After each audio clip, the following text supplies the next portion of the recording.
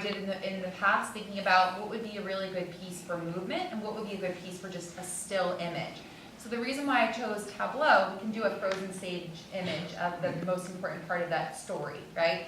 When we're really looking at cycles and sequences and the child really needs to know the different parts of that sequence, sure, you can do tableau, you can do a whole bunch of them, right? Moving from one to the next, but it really lends itself to movement. So we're going to talk about movement and within the unit of space, some of the great concepts we can cover with that. So if you don't mind, go ahead and stand up, leave everything behind, find an empty space where your body's not touching anyone or anything else in 5, 4, 3, 2, 1. Beautiful. We're just going to do a very simple little exploration with our body. So one of the things we think about when we're moving is space. You each have your own individual space bubble. We call it a kinesphere. There are 3 things that can pop this kinesphere. Someone else's body, other objects, and your voice. So when we're moving, we don't need to use our voices because our bodies are telling the story, right? So that's something very important to remember. We also have this shared space. Outer space is going to be outside of the boundaries of the chairs. You don't want to go beyond this boundary. I might even walk the boundary for the students I'm with. Obviously, your classrooms don't have this much space, so you're going to make do with what you have. All the more important for you to really talk about that kinesphere and maybe even practice with it. But for now, let's explore our bodies a little bit. So pull your bodies in nice and close. All to that center, put your body in your core. And then as you inhale, reach and expand as far and wide as you possibly can. Just like a star does. Pull gravity all the way to the center of your body. Feel that dust gather right in the center. And then inhale, reach and expand wide, wide, wide. So nice. Come on back to center. Good. See if you can balance on one foot and kind of float as if you're walking on the moon. And then shift your weight to the other foot. Really developing that core strength. This is one of the dance standards, actually being able to shift the weight from one side to the other. You wouldn't believe how many students will really struggle with this, right? See if you can shift it forward and back. Good. See if you can make curvy shapes with your arms and your legs. Imagine your legs like noodles. Give us a little more music. And then straight shapes. See if you can move around this space, even on straight pathways with straight lines. Almost like a robot. Go ahead and explore. I'll try and give us a little more volume here. There we go. Very nice. And then go ahead and freeze in the most fantastic shape you can imagine. So nice. And then think of a new shape that's closer to the ground at a lower level and change your shape to that low level shape. Beautiful. And then change your shape to a high level shape. Medium level shape. And now a shape of your choice. Beautiful. Begin moving around the space on curvy pathways. Imagine yourself just swirling through space like the Milky Way. Gorgeous. And moving with this calm, focused, and balanced energy that we've been cultivating for the past couple of days. Very nice. And now with the same amount of attention that you're giving to your body and the bodies around you, start moving a little bit quicker through space. There we go. Embrace. A little more power. Good. And then freeze in the most powerful shape you can imagine. Gorgeous. So nice. And then just come to a neutral position, right where you are. That was the quickest little movement warm-up. You could go much deeper with your students, but really what we're trying to introduce is B-E-S-T. B, standing for our bodies, right? We can make curvy shapes. We can make straight shapes, big shapes, small shapes. E, energy, powerful, or graceful, smooth, right? Or fast, and all things like that. Space, our own space, the greater space, outer space. And then time is really going to be dictated by the tempo of the music, but we can also move faster than the steady beat, slower than the steady beat, right?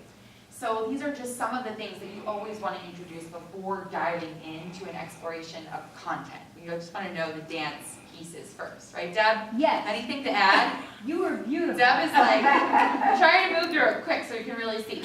So what I've done, go ahead and have a seat back in your chairs, or you can sit on the floor, whatever you like. So when we're thinking about the creation of things, right? How a star is born, how a supernova is created, how a meteor is created, right? Those are all things where we need to know the steps or the sequence. We need to keep an eye on time. So the very first thing we'll do is think about the 1-minute challenge and how we can just use that framework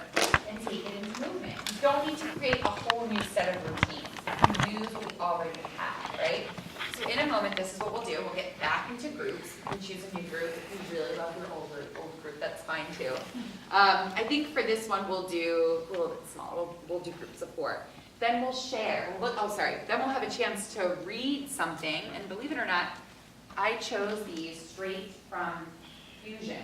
They're just little paragraphs I copied and made big from Science Fusion. You don't have to do this. You can just give them the book and say turn to the page that has comets on it. Your group, turn to the page that has meteors. Your group, you're going to do stars. Turn to that page, right? You don't have to make these things, but I will put them online. Then you're going to read it, uncross your arms. This is what I was thinking. This is what I was visualizing. First this, then we do this. You're naming your sequence. Stephanie has done a beautiful thing for me, and she has really, she lets me know, this is the organizer we're using for sequence, so I don't use something completely random. The flow map. Yeah, so if you're already using this, if your kids are already familiar, use the flow map, right? If it's more of a cycle, if it's something that's repeating, you might use something like this, right, which is a cycle. So you have a couple of different options. So what is the sequence? Sequence will show. Their assessment can be to just fill in that flow map. You can do it individually or as a group. And then what parts do we need? Are we all going to be the same thing? Or do one of us need to be rock, someone else is dust, someone else is ice?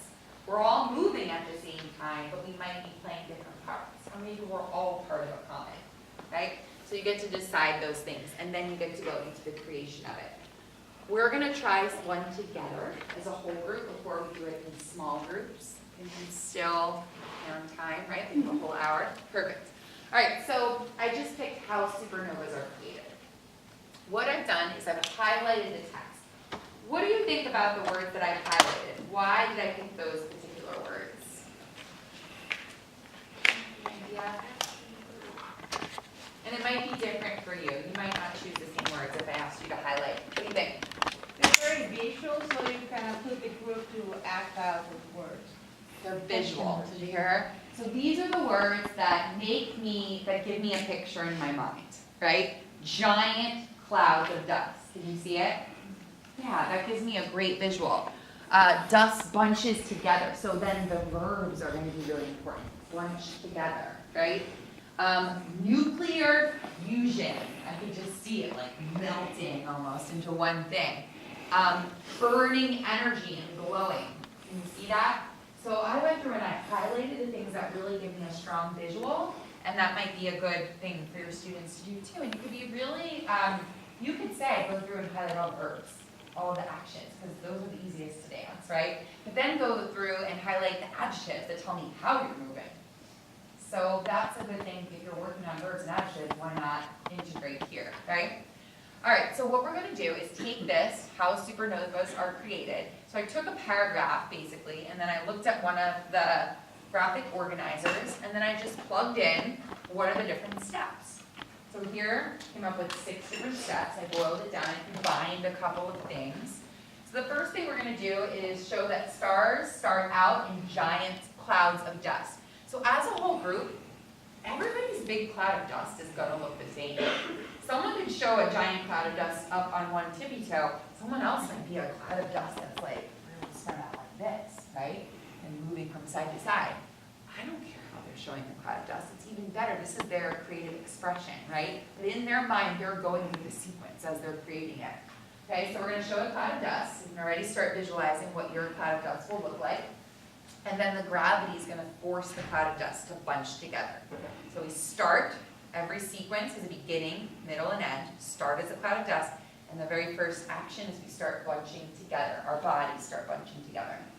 The center gets very hot, creating a nuclear fusion, and this is what forms the star.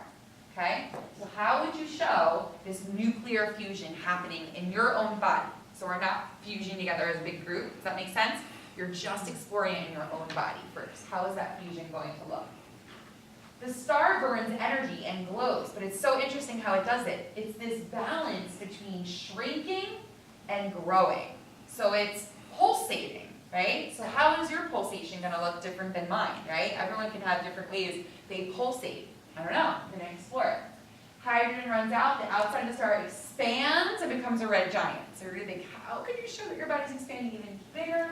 And then there's a collapse. So that 5th step is a total collapse. I guarantee if you do this with your students, they're all gonna collapse on the ground. So I would challenge them, how could you show me a collapse without going straight to the ground? And just see how many creative ways they can show that. And then there's a huge nuclear explosion, which is so exciting. I don't know how you're gonna show it, but you're gonna do it, and you're gonna do it safely. You always think about that, right? Don't scare your teacher, don't scare your classmates. Personal space in a sphere. Okay, so everybody occupying your own personal space, not touching anyone or anything. We're gonna give it a go.